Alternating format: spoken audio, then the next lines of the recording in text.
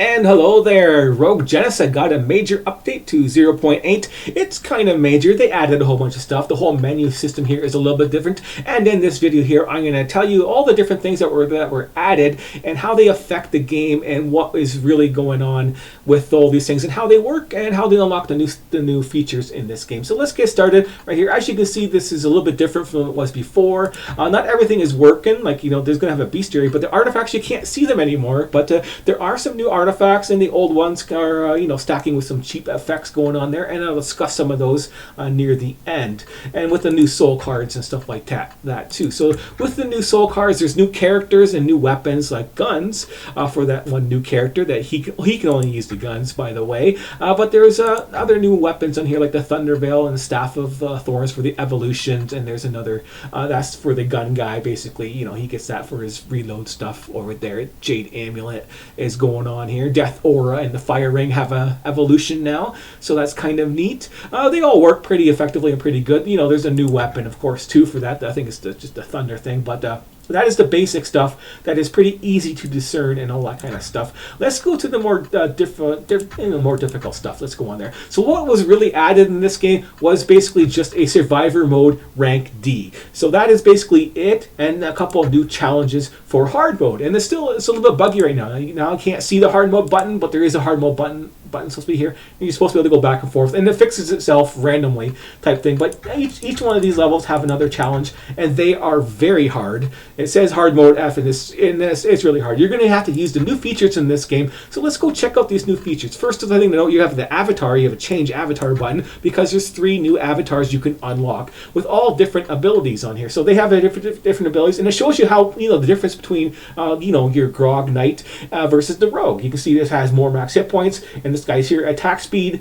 maximum is 2k versus Rogue's 1k. And then, of course, you unlock the Gunslinger. He's pretty obvious to unlock. He gets one gun, and you have to manually fire the button. You can just hold the button down, and it'll just fire for you, and it'll automatically reload for you. Or you could just hit the R button and reload it yourself. But that's how the Gunslinger works. He gets that weapon leveled up to max, and then you get the next level of weapon, and that replaces it, basically. And it keeps on going like that as you play throughout him. But he is pretty strong and all that kind of stuff. But he's just basically there for something different to do. He's not much stronger, not much difference in strength. It's not like overpowered. Unlike the shopkeeper, he can be a little bit tricky to unlock and a little bit harder to navigate.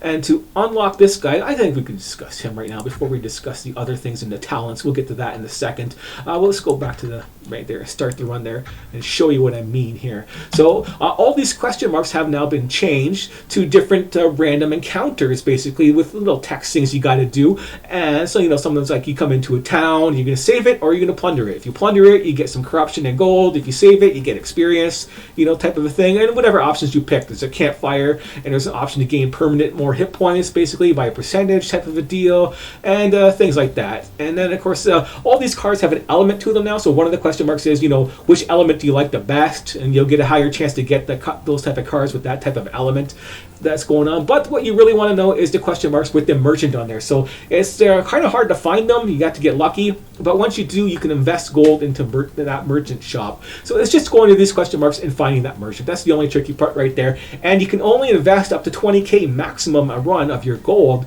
that you find. So you can't do it right away because you're not going to have any gold in the very start. You have to get lucky and find them once you have 10k or 20k to invest type of thing, unless you want to do it 5 at a time or 1k at a time. And those are the only options that they have. So you have to keep doing it until you get 50k, and then you can unlock the merchant guy, and he is pretty cheap to use. Cheap as in he gets an experience penalty, and it says it's just 50% less on the modifier, but with the way the percentages work on those other experience cards, it goes off of that lower value, so you're not getting the higher experience you would normally get. It's almost just 1/3 of the levels. It's almost just like that, 1/3 of the experience that you get versus one of the other characters that have regular experience with the same experience cards of the levels. But his levels, when he levels up, he gets a shop. So he gets gold too. He starts off getting 3k gold a level up that you can buy in a regular shop. And then he gets, up to 10k later on when he's higher level.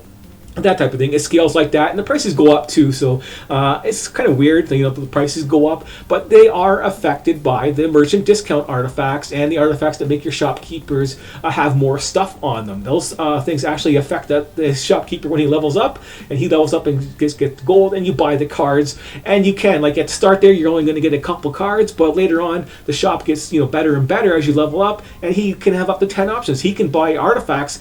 An artifact will pop up in his card. You can't refresh his shop, obviously, that'd be a little bit too strong, but he can have artifacts that pop up that you can buy instead of finding them for any level up. Could be random. And a limit break service too, so you can get a limit break off your shopkeeper when he levels up a level, and you can end up buying, like, you know, 5 or 6 or 10 different cards if you want. That depends on what you get. You can get up to 10 at least for a level up, so that's pretty overpowered, as you can tell. Instead of leveling up and get one card, you can get, like, you know, you can get 5 or 6 with the money that you get. And if you're doing a run, you can get a whole bunch of money and go from there, type of thing. You can get really strong really fast without having to use the cheap money trick. And I don't know if the cheap money trick works on him or not. You know, that little thing you do that I haven't got a video on there, and that's one of the achievements for getting the gold. You know, you start off with getting negative hit point regeneration, and then you buy a card that lowers your max hit points, and then you can't heal it, so it goes into a overdraft type of thing for money. It makes you infinite money type of deal. It probably works with him. You could probably do it with him too. I just haven't played it enough to try it and get that, you know, get to refund my talents and stuff like that, and do that kind of thing. But let's go on and check out the new talents that we have here. So now everything is a talented based, and we have all the weapons. So you can start the game off with any weapon. There's no more picking weapons at the start of the game anymore. You just pick whatever weapon you want, and they level up. So at level 0, that's the base value. At level 1, they gain some abilities, and you know, it's really easy. It's just 250 experience if you saw that on there, and you get about 2K for a full run of a D run for you know, comparison right there. As you can see, leveling up to level 2 is going to take you a full D run, if not one or two of them, type of a deal. But the cleaver right here, you know, this 1 slash makes a circle of 15 slashes around the player instead, and it's got 100% damage and 125% knockback. It's pretty strong. And things like the katana here, huge size, 200 damage now, and 100% crit chance. You know, all these weapons are going to get special effects going on. Like, you check out the bow. I got up to level 2, and it says it launches 3 shots now, and 5 arrows in random directions. So yeah, 3 volleys of 5 shots at damage 400%. Yeah, it's kind of, they get really stronger. So all the weapons are going to get super strong, and you're going to need this for the new challenges. And then we get to the passive talents right here. And the third one here you can unlock with the soul shop right there to get the third one going on there. But these things all have their special effects going on, and they level up too, if you can see that. Like that, they have a level 10 max so far, and the experience is a lot lower, but there was one that level 9. I got one here. There it is right there. So 2K to get the last level 9 for this one right here. And this one here right now is giving me 25% experience and lowering my corruption. And the sun cards are 50% more. Just like the fiery stone at max level is giving me like 6% attack speed and 11% damage. But some of these stones, like the fire and the moon and the wind type of thing, they probably all have, I can't tell you for sure. I know the fire stone does for sure, because that's what I got so far. I did that one first because it's damage and speed. It's an important one to have. They upgrade to another stone. So you get a secondary stone that's upgraded, which costs a lot more. This is 6K experience to get level 2. And so that's going to be like, you know, that's like 3 full runs on level D just to get that to level 2. And it probably goes to level 10, but as you can see there, his attack speed is already close to 10%, and his damage is 20%. And yeah, you can stack these up. I can stick this fire stone over here and have the fire stone and the fiery stone, and who knows what's next. They could have like a fury stone or something like that for level 3 for a third level stone, but I don't know.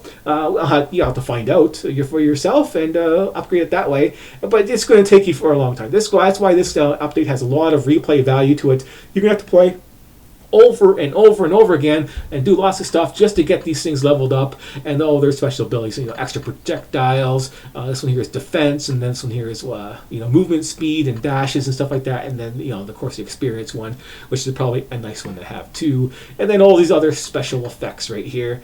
Yeah, increase the duration of your special ability by 25%. You know, that's probably a good one too. Already, you can already bug this stuff up there. So now that you know how to get these avatars going and this new stuff here, there is a a new artifact that can be a little bit overpowered or cheap to use. Besides the other one, that cheap one you get for level 9, using it with the merchant, because he levels up and get all those merchant cards, and then any card can be leveled up the extra level at any time. It's a 10% chance basically of getting that extra card going up for like a free limit break basically, and he's just got a ton of them. And then you have that artifact that starts cards at level 2, which works with that other artifact that lets you ascend them. So any card that starts at level 1 and you have that other artifact that starts at level 2, they automatically start at level 2. So it's 2 to 1 for all these cards, and you get like that. And you can have some real crazy stuff going on for being overpowered type of thing for the shopkeeper or any guy basically that has that artifact going on. It's just those 2 artifacts, so it's not really a shopkeeper. The shopkeeper has the best advantage because he can buy multiple cards at every level up type of deal. So he gets that going on for him. The other thing we have on here is the other artifact I'm going to tell you about is the one where it now has the projectiles bounce off the screen.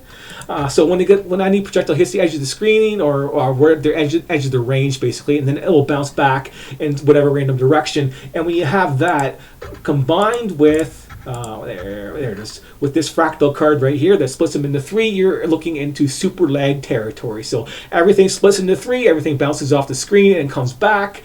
So that's 3 times the lag. And if you have this upgrade to level 2, it's like 4 times the lag, basically going on for each projectile that bounces back and forth across the screen. It is just nuts. It is just too crazy. And that works with the gun guy too. I had the gun guy sit there and just stand there, and as soon as you got hit, you got as one of the new cards is you get hit, your attacks go off, the whole screen is covered in white bullets, basically just by standing there and getting hit, and everything just dies like from that. It can be really overpowered but very laggy. I'm going to have a video on how laggy that is. I got past 7 days before I gave up, and the basic strategy to last a whole bunch of days that I found the best one to do is just dashing. Dashing and running off the screen. There is an off the screen message that you can see too on here. When you're doing the runs, there's an off-the-screen message. It's kind of funky when you go off the screen like that, but nothing happens if you just keep on going. I went on forever and ever because it was 7 days before I gave up on playing it. And then the little thing, special ability you can use just lasts forever type thing too. Once you're at that high level of cards type of a thing. But yeah, you dash with that with the glutton card, and you're collecting all this food. And I had the speed with the speed boost thing that you can find. I had my speed going up so fast that my food stacks for glutton were up to 2k basically, but the average was like 1.3k at the end of that video I'm going to be posting there. And it's just all super laggy surviving, so you can easily survive. You get all the extra hit points, so you're not going to die in like one shot type of thing when you have like over 50 million hit points because of that glutton buff for the food. But that's a good way to survive and get high stats going on there. And I got like 400k soul points at the end of it after I was finished and done. It didn't take me long to die though. Just stop moving, and then you just eventually you get hit and die, hit a couple times and die. But yeah, that is it for this update. You can I think that covers basically all the basic mechanics of the update and what's important and how to get stuff done for the average user. So thanks for watching, and I will see you next time.